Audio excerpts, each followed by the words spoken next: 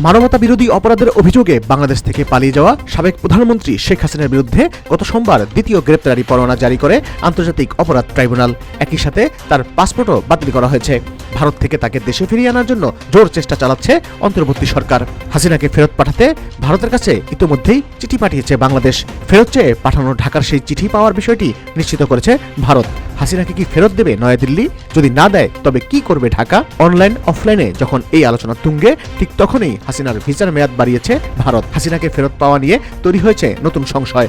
চায়ের কাপে আলোচনার কেন্দ্রবিন্দুতে পরিণত হয় শেখ হাসিনা দেশে ফেরার ইস্যু।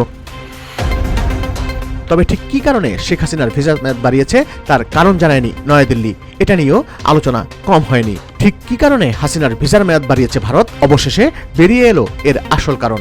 ভারতের অন্যতম গণমাধ্যম নিউজ 18 একটি প্রতিবেদন প্রকাশ করে বিষয়টি খোলাসা করেছে। তারা বলছে, অতিথি দেবো ভব এই নীতিতে শেখ হাসিনার ভিসার মেয়াদ বাড়িয়েছে নয়াদিল্লি। অর্থাৎ অতিথিদের দেবতার মতো দেখার যে নীতি ভারতের রয়েছে, সেটি অনুযায়ী বিশেষ ব্যবস্থায় ভিসার মেয়াদ বৃদ্ধির কাজটি করা হয়েছে।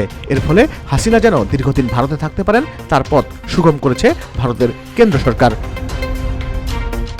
প্রসঙ্গত, গত বছরের জুলাইয়ে কোটা সংস্কার আন্দোলন শুরু হয়। তবে শান্তিপূর্ণ এই আন্দোলনে নিষিদ্ধ ঘোষিত সংগঠন ছাত্রলীগ ও আইনশৃঙ্খলা বাহিনী হামলা চালালে গত 16 জুলাই রংপুরে বেগম রোকেয়া বিশ্ববিদ্যালয়ের ছাত্র আবু সাইদ গুলিবিদ্ধ হওয়ার ভিডিও ছড়িয়ে পড়লে এটি হাসিনা বিরোধী আন্দোলনের রূপ নেয়। আন্দোলন দমাতে কয়েকশো মানুষকে গুলি করে হত্যা করা হয়, কিন্তু তাতেও শেষ রক্ষা হয়নি শেখ হাসিনার।